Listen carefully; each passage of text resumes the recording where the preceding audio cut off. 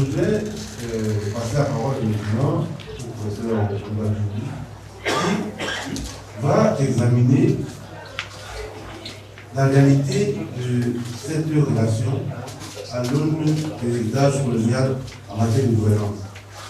Professeur Oubajouli.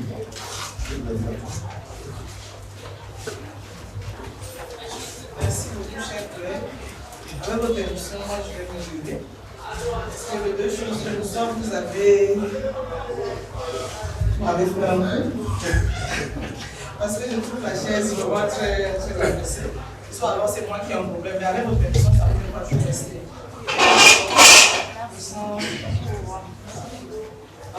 Merci. Je me sens très affaissée. Déjà, je suis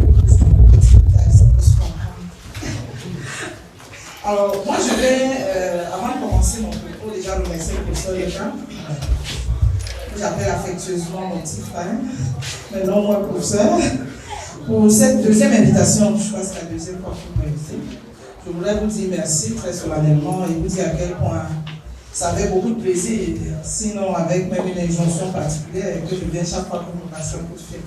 C'est également pour moi l'occasion de remercier mes collègues ici présents, le docteur Daniel Mondela. Je ne vais pas vous donner son petit nom, mais c'est également un plaisir de partager ce panel avec lui. Bien évidemment, c'est pas la première fois. Et le professeur Roland Guy également. Alors, une fois que je l'ai dit, mesdames et messieurs, je voudrais vous remercier également d'être là.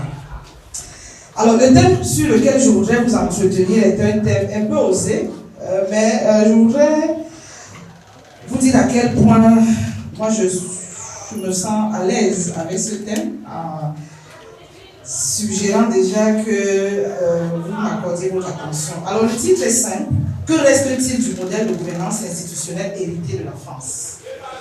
Alors je voudrais me réjouir avec vous en réalité, sans faire vraiment la fine bouche, de la présente conférence, en réalité qui nous interpelle tous, d'abord en tant qu'ancienne colonie, mais aussi la France en tant que colonisateur. Et donc de ce point de vue, en parler en 2021 est certainement une occasion importante. Ça fait 61 ans, si c'est on prend le cas du Cameroun, 61 ans après les indépendances. Je voudrais également vous dire à quel point pour moi c'est important. Pourquoi? Parce que mes réflexions récentes portaient justement sur quel est l'héritage colonial et notamment dans l'administration publique camerounaise. Et bien évidemment, élargi certainement à d'autres pays qui ont à peu près la même trajectoire que le Cameroun. Je pense là aux pays d'Afrique centrale et aux pays d'Afrique de l'Ouest. Alors pour commencer, je voudrais vous dire que j'ai été très très touchée par une déclaration de Franck Taneri dans son article « L'Afrique ou la stratégie devant le mur du monde ». Alors il dit ceci, et je le cite, c'est un article publié en 2017 dans la revue française de gestion. Il dit ceci, et je le cite: « Sur les cartes, la tâche reste toujours immense, béante, dans tous les domaines, superficie, maladie, population, absence d'électrification ou d'eau potable, ressources minières et forestières, pauvreté, corruption, etc. Donc l'Afrique serait encore la même, bloquée, malgré tant de discours sur le nouvel Eldorado, presque désespérant, alors que la Chine et l'Inde semblent être parvenus à modifier leur trajectoire. Vous trouvez ça un peu fort, mais regardez de près, je pense qu'il s'appuie sur les statistiques que nous partageons tous. Donc c'est avec pudeur et je ne dirais pas avec beaucoup de réserve que je voudrais pas amplifier dans ce tableau africain global le cas de l'Afrique, des pays d'Afrique centrale et d'Afrique de l'Ouest. Et une fois que je l'ai dit, je ne voudrais pas dire le cas des colonies ou des anciennes colonies françaises. Donc, une recherche sur le web, justement sur la France-Afrique, pour revenir au concept, nous révèle en effet que ce concept a été inventé par le président Houphouët-Boigny justement pour définir le soin de certains pays, disons certains dirigeants africains, de conserver la relation avec la colonie, avec la France, une relation privilégiée, dit-il, et justement pour prolonger, je n'ai pas envie de dire je ne préfère pas qualifier la relation, disons cette relation-là, mais on est en droit quand même de se poser la question de savoir si ce concept ou ce paradigme reste pertinent autant qu'il a été peut-être dans les années 74. Et c'est un peu l'interrogation qui est la nôtre aujourd'hui.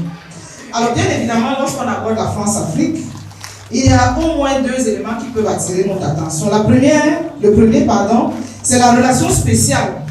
Et j'ai bien aimé l'intervention de tout à l'heure lorsqu'il parlait de relations sexes, ou bien animées ou entretenues par les présidents ou les dirigeants africains. Une relation, je voulais dire, de dépendance, ou tout au moins de tutelle prolongée, ou tout au moins de couveuse, j'en sais rien. Mais toujours est-il qu'il y a ce premier pan qui peut mériter une attention. Mais je voudrais parler dans ce sens-là, et vous comprendrez pourquoi. Moi, ce qui m'intéresse, déjà parce que j'en ai pas les compétences, je ne suis pas internationaliste, mais je voudrais davantage m'intéresser à l'héritage de cette relation, ou tout au moins de cette période coloniale, en m'appuyant presque essentiellement sur le modèle de gouvernance institutionnelle hérité de la France. Et quand je parle de modèle de gouvernance institutionnelle, vous comprenez très bien qu'il s'agit en réalité de focaliser sur l'idéologie qui a été léguée, ou tout au moins les valeurs qui ont été léguées à travers cette idéologie aux pays africains. Alors, cet héritage porte à la fois sur la langue, bien évidemment, on va présenter tout à l'heure, c'est le français. Cet héritage également porte sur la culture, il porte sur le processus démocratique et sur la gouvernance. Donc finalement, on se rend compte lorsqu'on aborde la coopération France-Afrique qu'on peut effectivement retenir tous ces points. Mais je voudrais très humblement rester dans un espace qui est le mien en tant que gestionnaire, c'est d'interroger l'héritage du modèle de gouvernance institutionnelle à travers effectivement le modèle qu'on entend souvent, dont on parle souvent, le modèle jacobin français. Alors, ce qu'il faut donc dire lorsqu'on parle de cet héritage, et ma préoccupation sera celle-là, c'est de savoir comment cet héritage de gouvernance administrative existe, j'ai envie de dire résiste, si tant il est vrai que cet héritage résiste, mais surtout se transforme avec le temps. On a vu que la relation n'est plus la même. Il est question pour nous également de voir comment est-ce que cet héritage a connu des évolutions, mais surtout également comment ces évolutions ont impacté notre mode de fonctionnement. C'est un exercice un peu osé, comme je le disais, mais les développements qui vont suivre vont me permettre, dans un premier temps, de rentrer un peu dans les fondements même de l'héritage que nous avons reçu.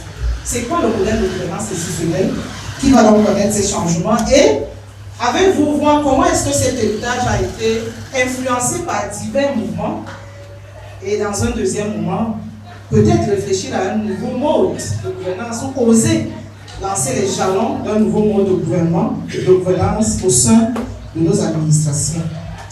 Alors, si on prend la première partie, moi je voudrais assumer de manière claire qu'il s'agit en réalité pour l'instant d'un modèle inadapté, désormais inadapté à notre contexte. Alors, pour le démontrer, rentrons un peu dans l'héritage institutionnel. Alors, lorsqu'on parle d'héritage institutionnel français ici, on se réfère au mode de gouvernance, bien évidemment, hérité de la France juste après les indépendances. Ce modèle de gouvernance renvoie entre autres à l'exercice du pouvoir au sein de la société. Alors, lorsqu'on aborde cette préoccupation, on se rend très bien compte que ce modèle peut interroger l'idéologie, bien évidemment, interroger également les valeurs, les théories et même un ensemble d'outils qu'on peut utiliser pour gérer une société. Si on prend le cas du Cameroun, vous savez que le Cameroun a connu une influence diverse. On a eu une influence allemande, on a eu une influence même espagnole, semble-t-il. On a eu une influence, peut-être portugaise, pas espagnole, on a eu une influence portugaise, c'est ça? Voilà, une influence portugaise, une influence allemande, une influence britannique et une influence française. Ce qu'on peut dire, c'est que juste après les indépendances, les deux influences qui restent marquées, c'est l'influence britannique et l'influence française. Alors c'est intéressant de le rappeler parce que c'est quand même un héritage assez particulier.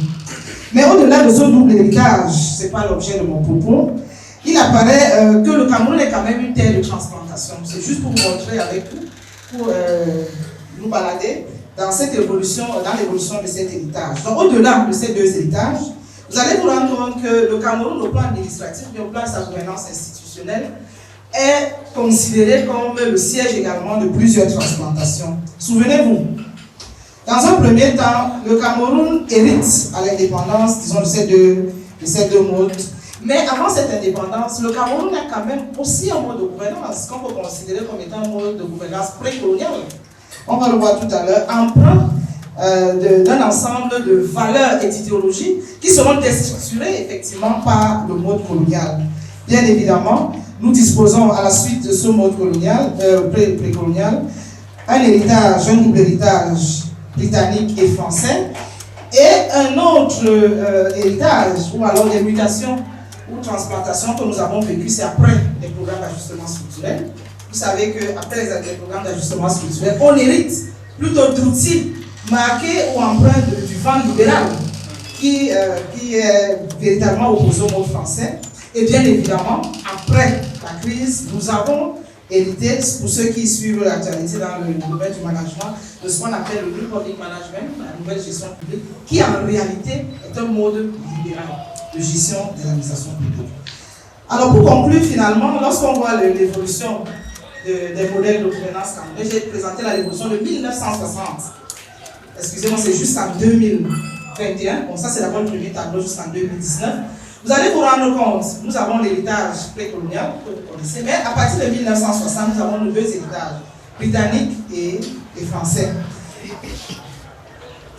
Je n'ai pas envie de rentrer dans le débat entre les deux, mais toujours disons que nous avons les deux modèles. Mais en 1972, il y a une sorte quand même de prééminence du modèle jacobin, disons le modèle wébérien, qui s'appuie davantage sur la règle, le droit, la prééminence du droit de la règle sur les actions. Alors, ce que je voudrais faire remarquer, c'est qu'à côté de cette première phase, nous avons la deuxième grande période qui commence au milieu des années 80, et donc avec la crise économique. Alors, nous avons 20 ans de crise, 1980-2000, nous sommes sous ajustement, je ne sais pas si on vit effectivement, quand on est en réalité on suivi. Difficile de parler de modèle de gouvernance, mais au moins nous sommes dans des modèles de restructuration. Ce qui est intéressant, c'est quel est le modèle qui va donc être celui post-crise. On va entendre parler d'un ensemble d'outils. Et moi, je voudrais donc attirer votre attention sur la barre. D'un côté, nous avons l'administration, on peut dire que c'est vraiment le modèle jacobin français. Et puis tout de suite, après la crise économique, il y a un vent de réforme, accompagné également du vent de la mondialisation. Et donc, l'administration camerounaise va être confrontée à un ensemble de chocs, tout au moins, va vivre un brouillage identitaire assez particulier. D'un côté, nous avons la règle, de l'autre côté, nous avons le vent libéral qui nous impose désormais des outils portés par une idéologie complètement à l'opposé de la première idéologie qui constituait notre héritage. Et moi, je pense que c'est de là que commencent véritablement les problèmes, ou le problème de notre mode de gouvernance. Pour la deuxième partie, s'il vous plaît, nous allons continuer. Depuis 2007, vous avez suivi un ensemble d'outils, portés justement par cette idéologie-là, jusqu'en 2021. On a même envie de dire que le mouvement risque de ne plus s'arrêter. Et donc la question, que reste-t-il finalement de notre héritage français? Alors, s'il ne reste pas grand-chose au plan du discours, s'il ne reste pas grand-chose au plan peut-être de nos prétentions, il faut quand même dire que le modèle reste présent. Et je pense que c'est en cela que notre discours de ce matin pourrait avoir du sens. D'abord, rappelons, en termes de brouillage identitaire, quelques éléments qui pourraient nous permettre de comprendre pourquoi l'interrogation d'aujourd'hui. Pensons au modèle de gouvernance précoloniaux. Nous avons là une prééminence communautaire. Et vous allez voir comment cette prééminence va résister malgré le vent des outils libéraux. Et il faut dire que c'est le premier moment de l'histoire du Cameroun, cette fois-là Cameroun avec K, qui s'inscrit dans la période précoloniale avant les années 1884. Donc l'on y observe la primauté de la communauté comme mode de régulation sociale. Donc celle-ci s'organise autour des pouvoirs, autour du chef d'un clan charismatique qui défend les intérêts de la communauté dans les transactions avec les siens. Si vous observez bien notre évolution institutionnelle, vous allez vous rendre compte que de manière implicite, cette évolution reste présente. Nous avons dans chaque région un chef de clan. Très souvent, on va vous dire que c'est le ministre du coin, c'est le faiseur des rois. Et très souvent, à côté, même au plan politique, nous avons quand même la personnalité ressource régionale qui représente aussi le chef de clan de la région. Donc, implicitement, malgré ces outils, on se rend compte qu'il y a quand même des résistances et également la présence de nos outils communautaires. Maintenant, en ce qui concerne le modèle wébérien, qui est un peu le modèle qui est au cœur, effectivement, du principal héritage que nous avons connu, c'est la règle, c'est la loi, je ne vais pas insister là-dessus, vous entendez souvent parler du modèle jacobin, très centralisé, qui met la règle comme étant la prééminence de toutes les actions au sein de l'administration.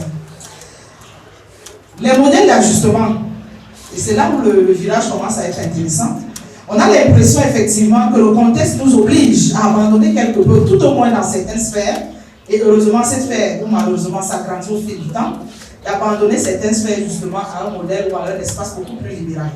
Donc nous avons une cohabitation entre les deux, et c'est pour ça que lorsque vous voyez même l'organisation, prenons un secteur que je maîtrise un peu, celui des entités publiques, vous avez toujours une partie qui va rester très jacobite, l'administration publique, et puis vous avez une partie ouverte au marché, et à l'intérieur vous avez un semi-marché avec les établissements publics, un véritable marché avec les entreprises publiques, et à côté vous avez également un espace politique avec les collectivités territoriales décentralisées. C'est le mode de gouvernance dans ces espaces qui sont complètement différents, j'ai même envie de dire idéologiquement opposés.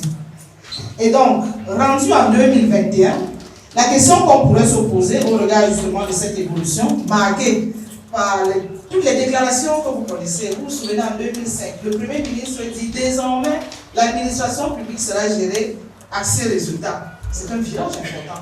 C'est un rejet idéologique, tout au moins dans le discours, qui est un rejet important, qui attire notre attention. Donc finalement, on se dit, avec cette évolution, que reste-t-il de l'héritage français, notamment l'héritage de la gouvernance institutionnelle? D'où la deuxième partie, justement, par-delà le modèle hérité de la France. Alors, je vous ai dit tout à l'heure qu'il s'agit de réflexions récentes, qui sont certainement embryonnaires, mais je voulais quand même partager avec vous ces réflexions, qui seront, je vous le dis, publiées dans un ouvrage très récemment. Et de mon point de vue, qui pourrait heurter certains d'entre vous, mais qui correspondent également à la réflexion qu'on peut avoir, non pas pour renier notre passé, mais pour assumer désormais notre avenir. Et de ce point de vue, la préoccupation pour nous ici est de réfléchir à un nouveau mode de gouvernance qui soit en cohérence avec nos habitudes communautaires. Parce qu'on a très bien vu tout au long de l'évolution institutionnelle que malgré les discours, malgré les outils, nous avons une évolution en parallèle. D'une part, nous avons nos habitudes communautaires, même dans les outils, la loi sur l'autochtonie nous rappelle bien l'évolution en place. L'équilibre régional, c'est bien spécifique au Cameroun. Donc nous avons, à côté de cette modernité, entre guillemets, la résistance de nos communautés, ou tout au moins de notre idéologie communautaire. Alors moi, je suis du domaine de la gestion, et chez nous en gestion, contrairement en économie, un outil, en économie par exemple, lorsqu'on implante un outil, lorsqu'il ne marche pas, on dit que ce sont les gens qui sont incompétents. Chez nous en gestion, l'outil est un élément vivant. À la limite, pour qu'il soit pertinent ou efficace, il faut qu'il soit en cohérence avec le milieu qu'il accueille. Moi, j'aime souvent m'amuser en utilisant la métaphore biologique, en disant, lorsque vous devez être transplanté, par exemple, d'un rein, le problème n'est pas que vous receviez le rein, parce qu'à la limite, quand on vous donne le rein, c'est pour sauver votre vie. Mais vous savez que pour bénéficier de la transplantation d'un rein, il faut qu'il y ait une compatibilité entre le receveur et le donneur. Sinon, c'est la mort du patient. Mais au-delà, même quand il y a compatibilité entre le receveur et le donneur, vous savez qu'on administre au patient les immunosuppresseurs. Parce que le réflexe normal de l'organisme, c'est de rejeter le corps étranger. Donc pour que le corps étranger ne rejette pas l'implant, on va diminuer ses forces pour permettre à l'implant de prendre le corps. Donc vous comprenez que dans ce cadre-là, et je voudrais m'appuyer sur cette métaphore, pour qu'on ait un modèle de gouvernance véritablement efficace, il faudrait qu'il soit ancré, ou tout au moins qu'il tienne compte également de nos exigences communautaires. Et c'est la raison pour laquelle je partage avec certains auteurs, ou tout au moins certains universitaires, la préoccupation d'avoir un modèle de gouvernance qui soit véritablement aligné à nos valeurs idéologiques. Et lorsqu'on parle de valeurs ici, vous allez me demander quelles sont-elles. Je ne vais pas élaborer longtemps, mais il y a toute une documentation là-dessus. Je voudrais simplement évoquer ici la théorie de Mutawazi, qui parle du modèle circulaire, qui a étudié effectivement le fonctionnement des communautés africaines et qui pense qu'on peut élaborer sur l'héritage français que nous avons, on peut élaborer effectivement ou alors intégrer les valeurs camerounaises pour que le modèle de gouvernance soit un modèle efficace. Et donc ce modèle, de notre point de vue, doit donc intégrer toutes les préoccupations de notre fonctionnement communautaire. Et lorsqu'on parle ici de modèle circulatoire, je vous donne quelques exemples. C'est un référentiel qui est adapté de la proposition que nous voulons faire et qui s'inspire en réalité du fonctionnement de l'organisation de la société africaine. Alors, que nous dit Mutawazi de ce modèle? C'est que c'est un modèle qui s'enracine dans la parenté. C'est l'organisation par les clans, par la ethnie. Et de ce point de vue, lorsqu'on voit le fonctionnement d'un clan, on peut effectivement élaborer la question pour en parler pendant les discussions. Juste pour dire en réalité, si vous suivez également les débats de certains universitaires camerounais, je me souviens très bien de la sortie de l'ouvrage du professeur Joseph Ouna, lorsqu'il a parlé de la circulation du pouvoir, qu'il faudrait bien qu'il y ait une sorte de rotation du pouvoir. En réalité, ce sont des principes qui sont aussi inspirés du fonctionnement de nos communautés africaines. Dans la grande réflexion actuellement, pour conclure, monsieur le modérateur, que nous reste-t-il de l'héritage du modèle français? J'ai envie de dire que ce modèle est fondamentalement fragilisé déjà par l'histoire, notamment par le vent de la mondialisation, par le vent des outils libéraux, parce que les outils sont porteurs d'idéologie, les outils sont porteurs de valeurs, et on se rend compte que ce sont des valeurs qui sont à l'opposé en réalité du modèle hérité de la France. Mais bien évidemment, ce modèle est également fragilisé, ou tout au moins nourri, par nos préoccupations communautaires qui résistent même au plan législatif à cette quasi-modernité qu'on semble vouloir adopter sans tenir compte de nos préoccupations. Je m'excuse d'avoir été un peu long, je vous remercie pour votre attention.